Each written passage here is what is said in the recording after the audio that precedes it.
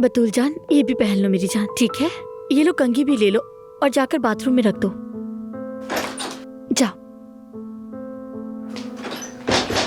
खैरियत नाज़ली, क्या देखा था?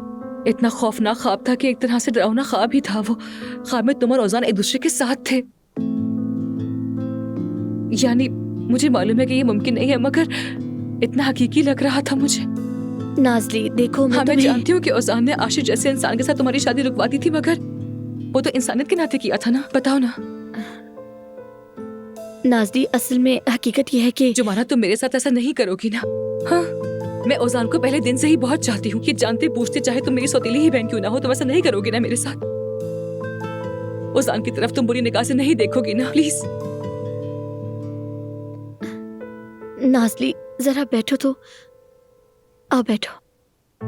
नाज़ली, मुझे एक तुम्हें बहुत जरूरी बात बतानी है। ये क्या गंदगी है? फर्श गीला कर दिया सारा। अभी मैं फिसल जाती तो मेरा पाँव टूट जाता। ये क्या हो रहा है? फातिमा आपा,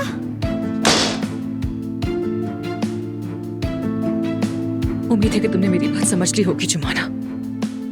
उम्मीद है तुम ऐसा कुछ नहीं करोगी, क्योंकि अगर किया तो मैं तबाह कर दूंगी।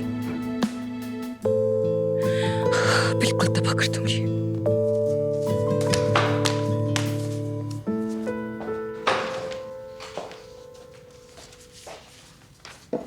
बहुत शुक्रिया।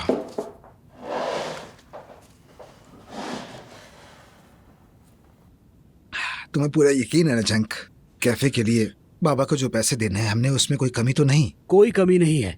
मैंने तुम्हें कहा था, मेरा कजिन वकील है और उसकी बीवी बैंकर, सब कुछ बारीकी से लिख दिया है।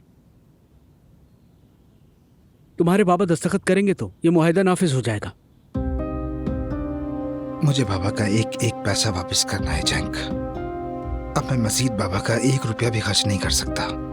ओजान, क्या तुम इतनी बड़ी रकम अदा कर पाओगे? यानी ऐसी जगहों को चलाने में वक्त लग जाता है, शुरू में जेब से पैसे लगते हैं। मैंने सब प्लान बना लिया है, मैं संभाल लूंगा। और तुम सब कुछ छोड़कर घर से निकल आए हो।